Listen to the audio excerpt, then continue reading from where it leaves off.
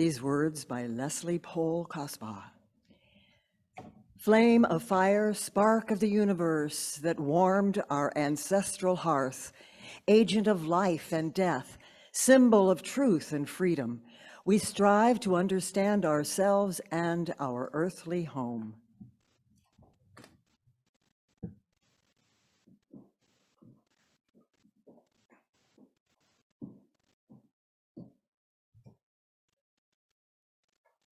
Good morning and welcome to this service of the First Unitarian Church of Des Moines. My name is Birch Spick. My pronouns are they, them, and theirs, and it is an honor to offer this service to you and to be back here in person again. As we start this service, let's pause to acknowledge the indigenous land we occupy, no matter where or how we gather.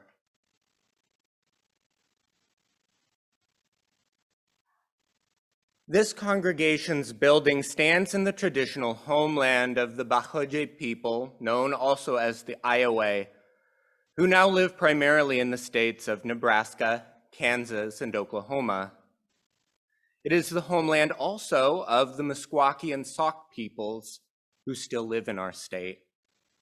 When you hear a land acknowledgement like this, consider giving to an indigenous cause, organization, or mutual aid project. Many of us know today as Halloween, and for many witches and pagans, this day is also known as Samhain, All Hallows, or Hallowtide.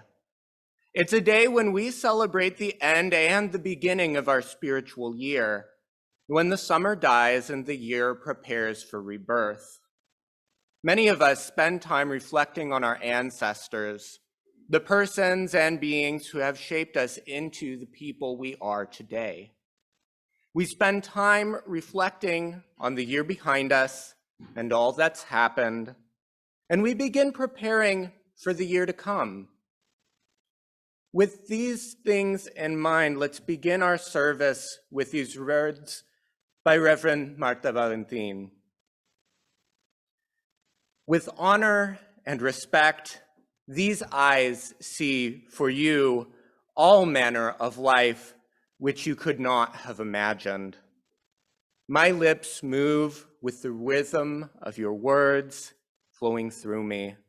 My tongue caressing each morsel of wisdom I am graced to pass on.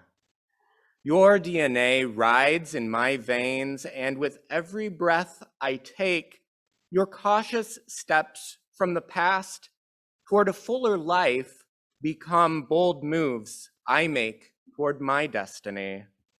Together, we wrap arms around a new generation, here to become who they were born to be, to cast their magic as we once did, and bless each day with their ability to do so.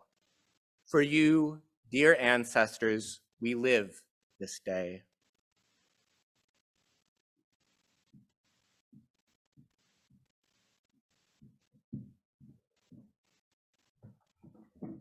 Good morning. I'm Barbara Martin, and my pronouns are she, her, hers. I'm the celebrant today. And whether you are here today for the first time and only time, or have been here many, many times, or something in between, you are certainly welcome, and we are glad that you have joined to be with us. Glad that you're with us. Okay. The service is being recorded, and then you can also, it would be available later for your viewing on our church website or our YouTube page. And if you're joining us by Zoom, feel free to keep your cameras on, but please mute your mics so that we don't disturb anybody else. And if you are joining us in person, the children and families of all ages are welcome to stay for the whole service. And in the back, we have a wee worship area for people that get too restless to be with us right here in our seats. And as always, we have childcare downstairs for the littlest ones. Our gathering song today is number 96, I Cannot Think of Them as Dead. And if you are joining us by Zoom, you will find the words on the screen.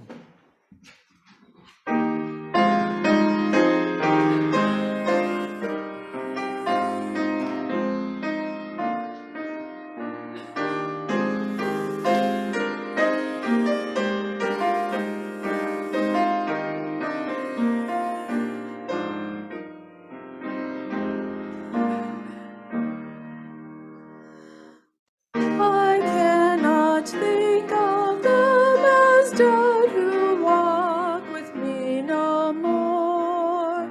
Along the path of life I tread, they are but gone before. They are but gone before. And still their silent ministry within my heart has place, as when on earth they walked with me and met me face to face, and met me face to face.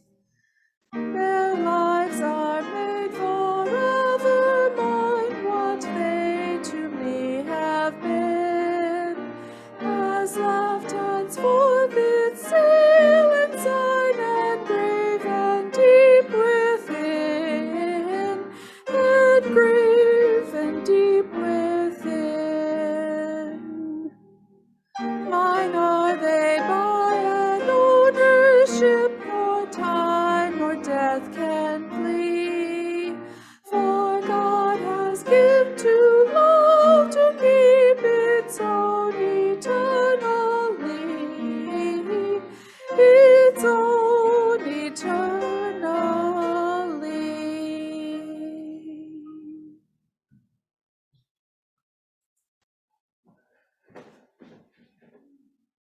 All good things must come to an end. If this is a saying you've heard before, it might help you understand what this service is about. Some of you might be thinking of good things that have come to an end and think of the fun you had at Beggar's Night or a Halloween party this week. Some of you may be thinking of birthdays and weddings and anniversaries, and now those parties are over too. You may have had friends that have moved away, or friends you don't talk to anymore, or loved ones who have died. All good relationships that seem to have come to an end. After the party's over, after the good things have come to an end, it can be hard not to miss those good times. It can be easy to wish things were the way they used to be, that the fun would never end. It's natural and healthy to feel sad that things have ended. We'll all feel sad in different ways and for different lengths of time. But when we spend all of our time wishing things were the way that they used to be, we miss out on what's happening around us. We can miss out on what's changed or what's new. We can lose sight of how we are better people because of the good things, good people, good experiences that are no longer with us. Today, we will reflect on the pagan holiday of Samhain, or All Hallows. Like several other festivals at this time of year, the people who celebrate it remember those who have died, who they love and honor. It is a day to celebrate the family members and the people they admire who have been important in their lives. It is a day to honor and celebrate how these people have helped shape us into the people we are today. While death and loss are often sad and painful, this is not a day of mourning, but of celebration. We remember their lives, the impact they had on us, and how we are better people because they were in our lives. Thank you for being here with us today. A couple of weeks ago, you may have attended or tuned into our forum on the kitchen renovation project. This morning, co-chair of the project, Anne Maury, will give us an update on how that renovation is going.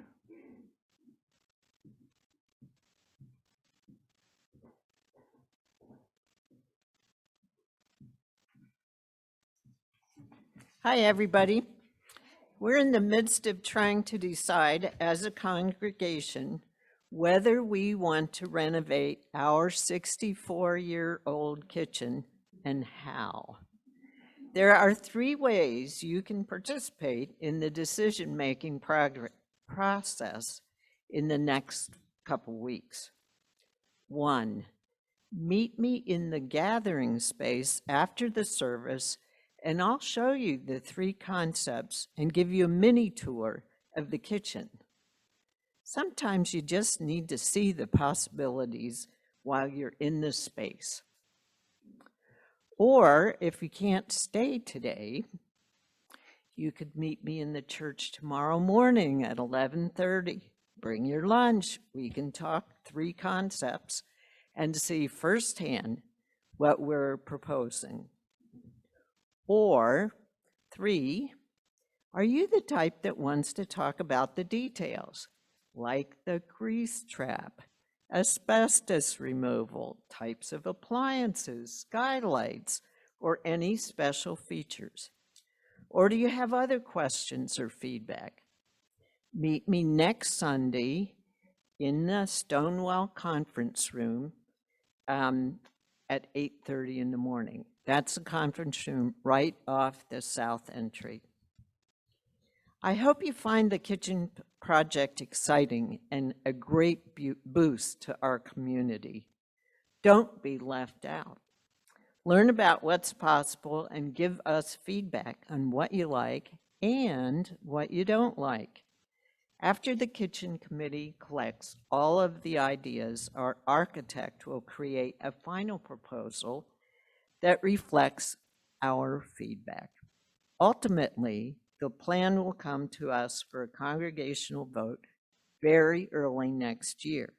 Now's the time to get the information you need to be ready to decide if this project becomes a reality. Hope to see you at a meeting. Thanks.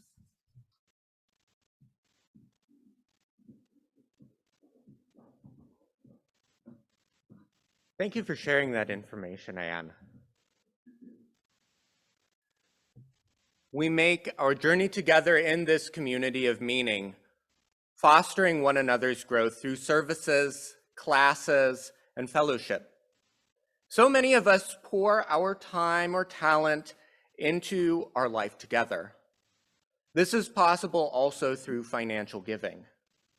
Our pledges and donations support the work of this congregation in nourishing our lives, and our Sunday donations support the work of nurturing our values.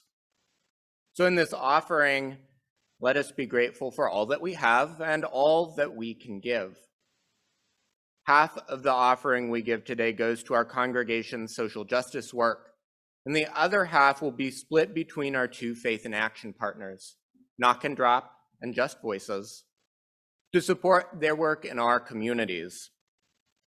For those of you joining us by Zoom, we encourage you to use the giving page on the church's website or mobile app. You will also find that link posted in the chat.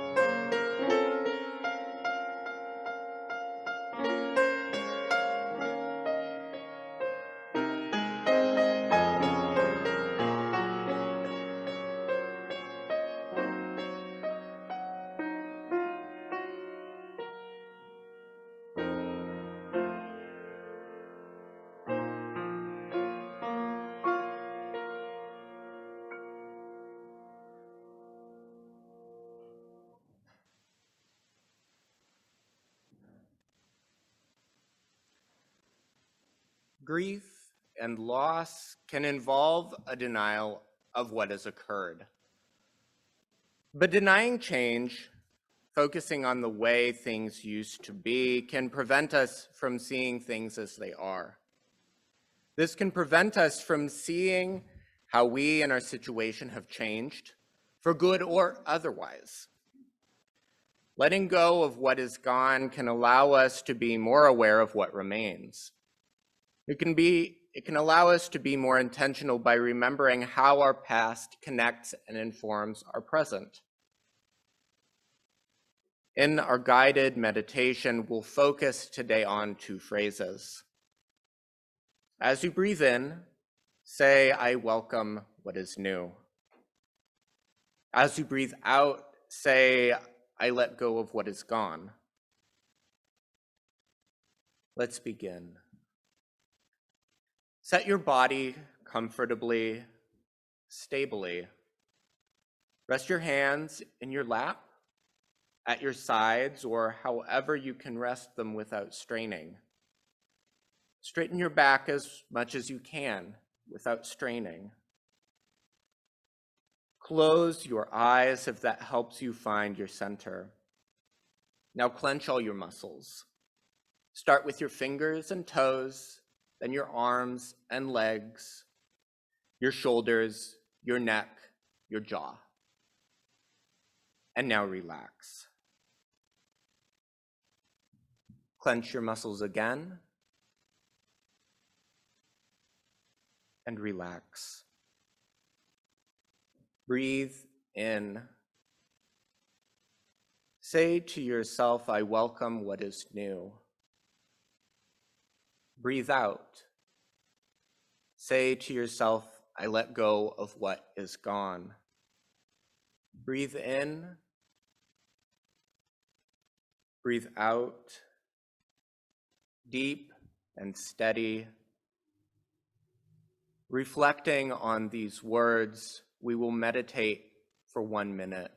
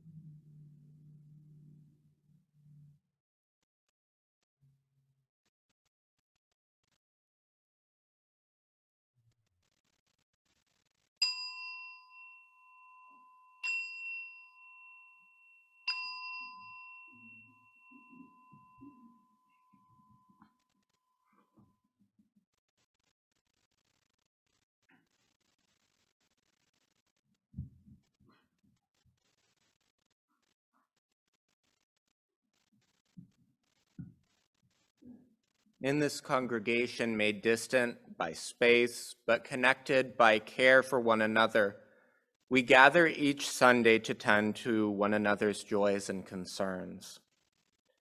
When we are together in person, we lift up the names of those people we hold in our minds and hearts, aloud or silently.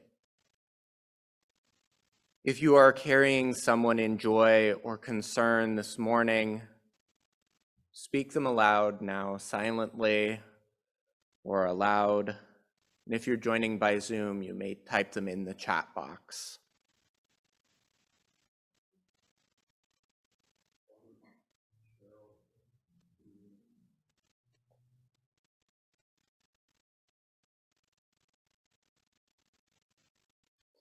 We have a couple of joys and concerns this morning. Steve Herwig writes that his wife Karen's mitral valve surgery at Mayo Clinic has gone well. Cards are welcome and can be sent to their address at 9225 Cascade Avenue, Unit 2319, West Des Moines, 50266. You can also find their address in the church directory. Sue Replinger writes that Evelyn Glesbrook, longtime member of our congregation, recently moved from Beaverdale Estates to Ramsey Village.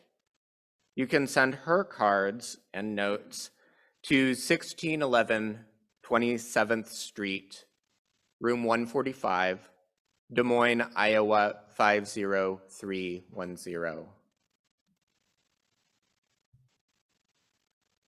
Laura Berardi writes that her dad has had seizures, a stroke, a pacemaker installed, all in the span of 5 days this last week. She says, we don't really need anything thanks to a wonderful support system, but could use some good healing thoughts sent this way. You can send cards to their address at 3505 Park Avenue, Des Moines, 50321.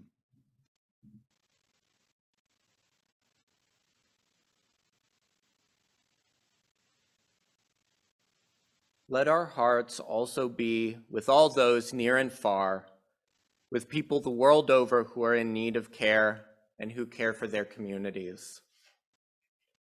May we bear witness to atrocities that flash before our eyes in quick succession. May we bear witness to the struggles to overcome which we have not yet seen. In the tradition of our congregation, we light 3 candles now. One for the joys and concerns we have shared, one for the names we have raised up, and one for all that remains unspoken, but present here in our hearts.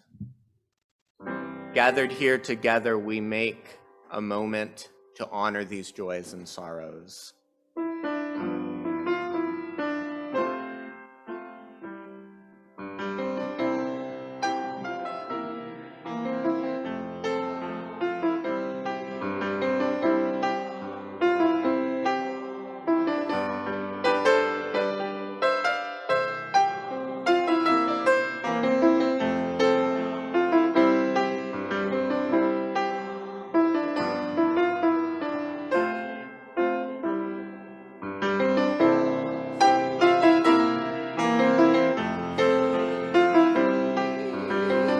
Sing with me, oh my soul. Sing with me, sing with me, sing with me, oh my soul.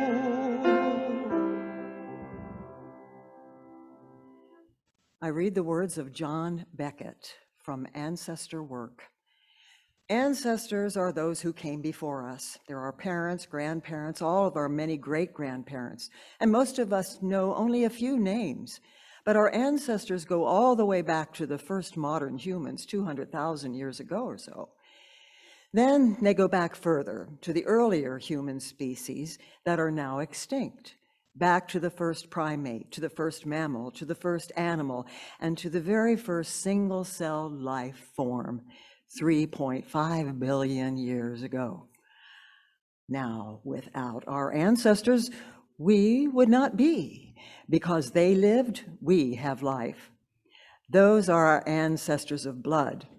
We also have ancestors of spirit, those who have taught us and inspired us, especially on our spiritual paths. As a modern Druid, I count the ancient Druids among my spiritual ancestors, even though there's no direct link from them to me. I also count the revival Druids as ancestors, even though the vast majority of them were Christians who saw Druidry as cultural and not religious. But because they formed and maintained Druid orders, I am able to learn about Druidry quickly and easily. Our ancestors provided something for us. In the case of our ancestors of blood, our physical existence. So we have an obligation to reciprocate. We cannot pay back this debt. Our primary obligation is to pay it forward, to build a better world for those who come after us. But we can express our gratitude and, where appropriate, our love.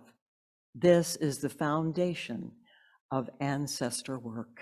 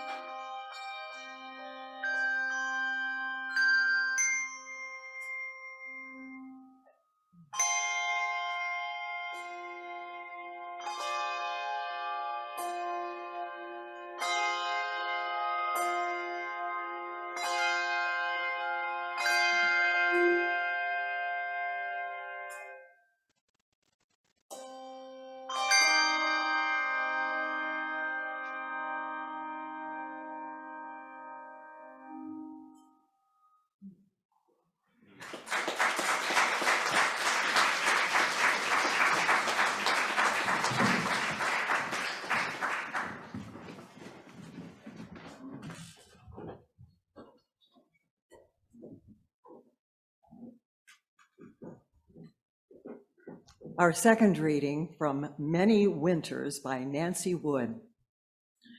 You shall ask, what good are dead leaves? And I will tell you, they nourish the sore earth. You should ask, what reason is there for winter? And I will tell you to bring about new leaves. And you shall ask, why are the leaves so green? And I will tell you, because they are rich with life. You shall ask, why must summer end? And I will tell you, so that leaves can die. Our centering hymn is 1001 in the Teal hymnal, led by Anne Roseboom.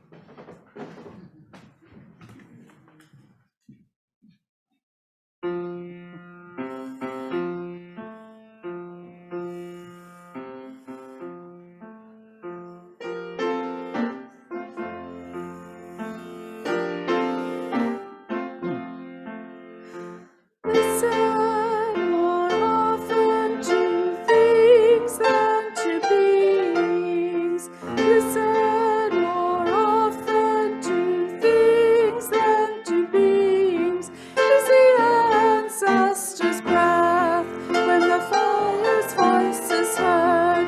Is the ancestor's breath in the voice of the waters?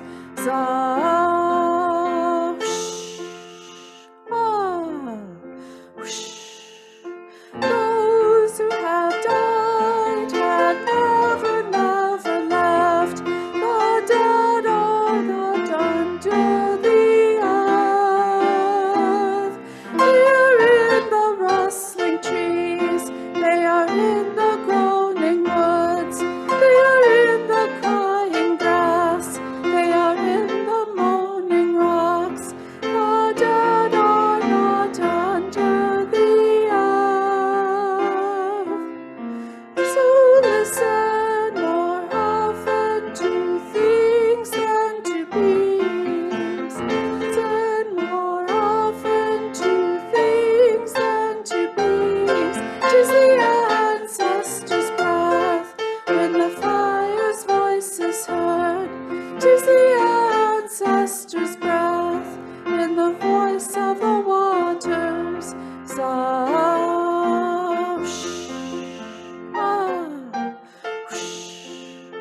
Those who have died have never, never left.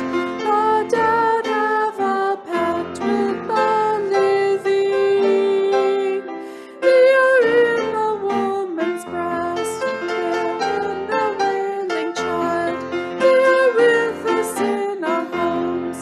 They are with us in this crowd. The dead have a pact with the living. So listen more often to things than to beings. Listen more often to things than to beings. 'Tis the ancestor's breath when the fire's voice is heard. 'Tis the ancestor's breath in the voice of the waters.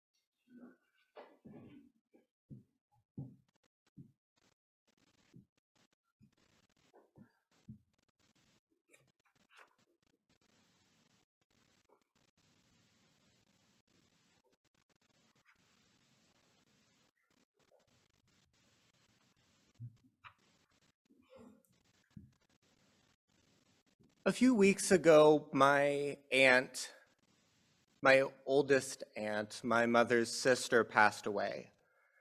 2 Sundays ago, she would have been 80. Telling a friend this, she asked if I wanted to come over, if I needed any company, as she had also recently lost an aunt and knew that that could be difficult. So I went over, we talked about how our days had been, how our week was, how work was, and we talked about grief. I told her that I expected, based on past experience, that my grief would come and go unexpectedly at times. And I told her also that understanding death as a cycle of life has helped me keep grounded and keep perspective in the face of death, grief, and loss. This understanding is an essential part of how I navigate death. The people who have come before me have led me to this moment and have shaped how I move through this world, in good ways and in painful ones. Paying attention to this helps keep me present. It helps me to see how interconnected I am to the rest of the world and the people around me. Honoring who and what has lived before us can help us cultivate this perspective. In this sermon I have to offer you today, I'm not offering a prescription to cure grief or loss, but I am offering a perspective that can help us adjust our experiences. Studying and practicing paganism have certainly helped me cultivate this approach towards death. I don't think it's an essential ingredient, but it has been an important one for me.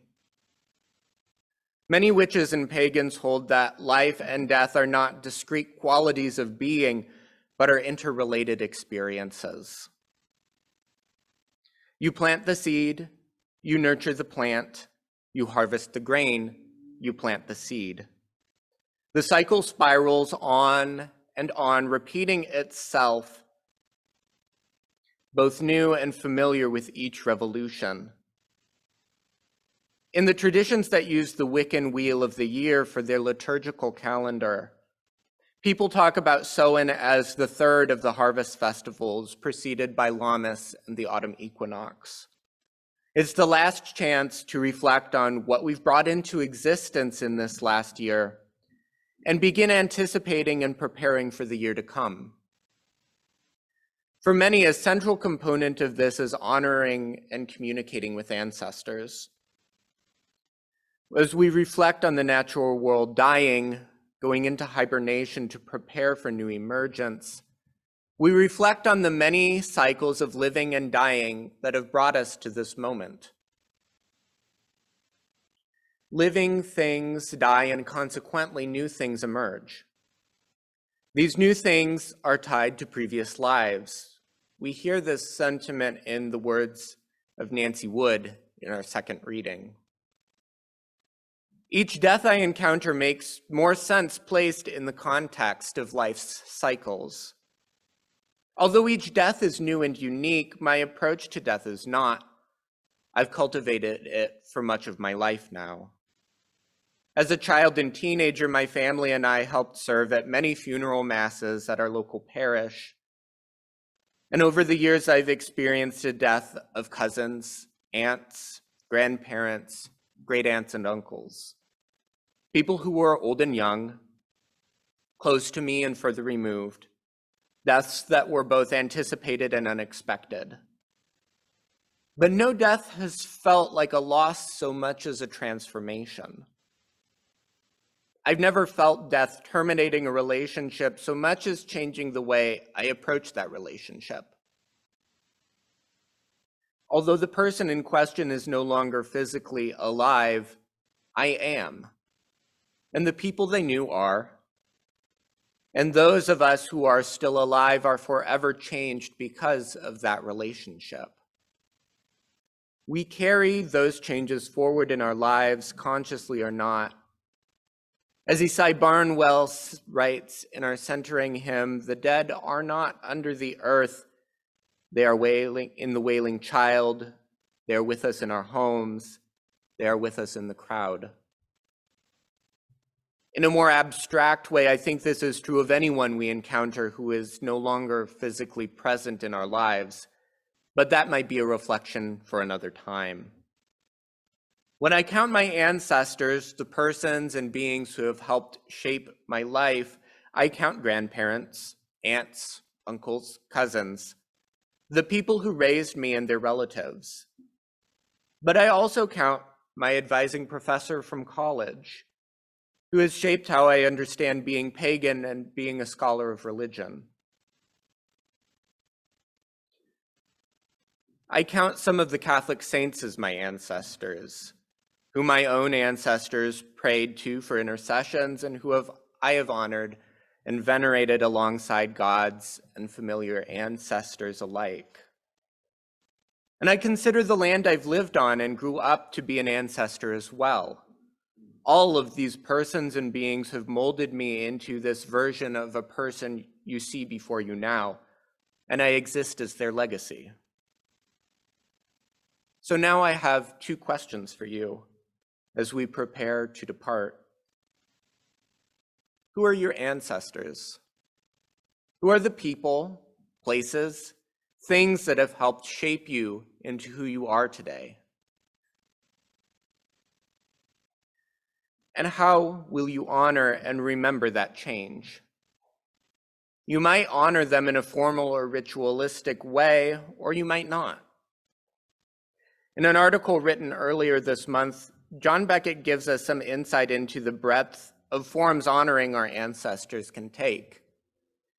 He writes that ancestor veneration is a very intuitive practice, so intuitive that people of all religions do it, even if they don't consider it a religious thing. Go into the homes of your most conservative Christian friends and relatives. You'll see pictures of grandma and grandpa on the wall, maybe a wedding photo, maybe a picture of someone in a military uniform. You'll see old watches, pens, tools, things that have a tangible connection to a long past relative. Your Christian friends wouldn't call these places shrines, but that's what they are.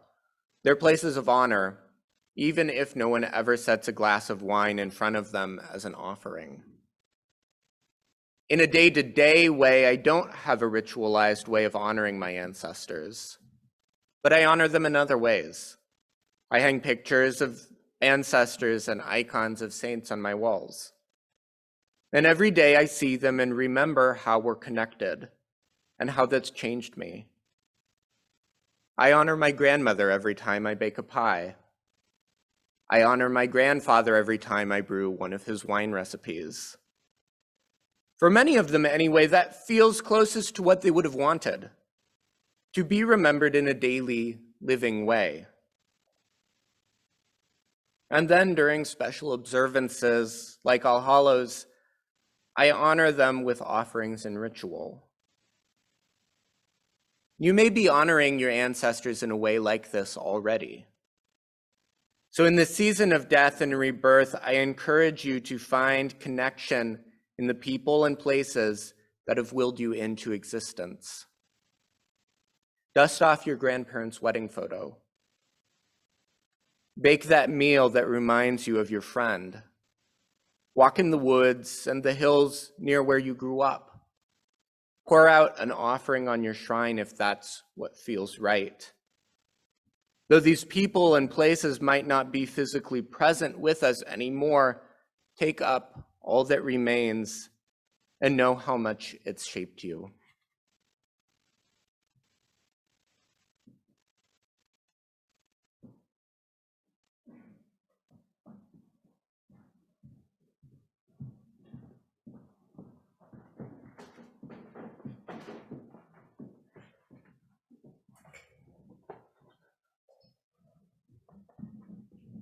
O flame, like so many that we have lit before you in countless generations, we now extinguish you, but never the lessons we learn by your light. These we carry on with us. Our closing hymn is 306, the gray hymnal. Sing of living, sing of dying.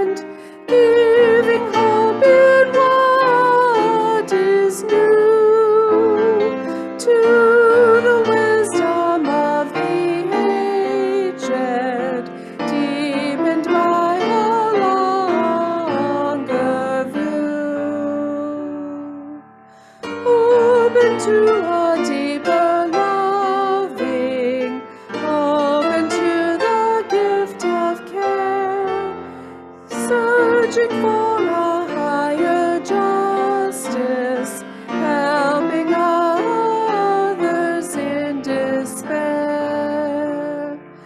Through the tender bonds of living, in a more inclusive way, we are opened more to suffering from the losses of each day.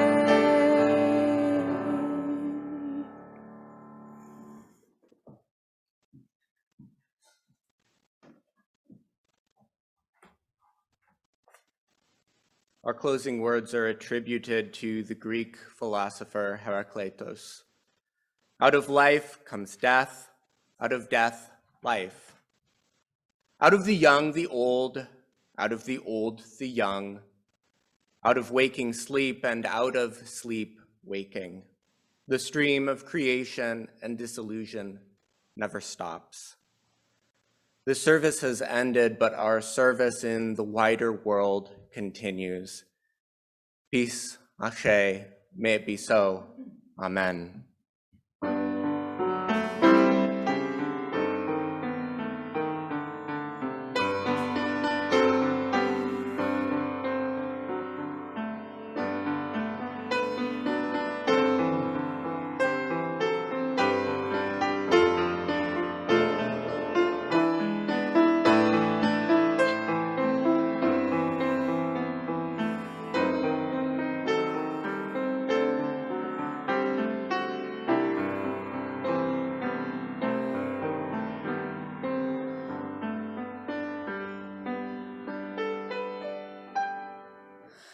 Go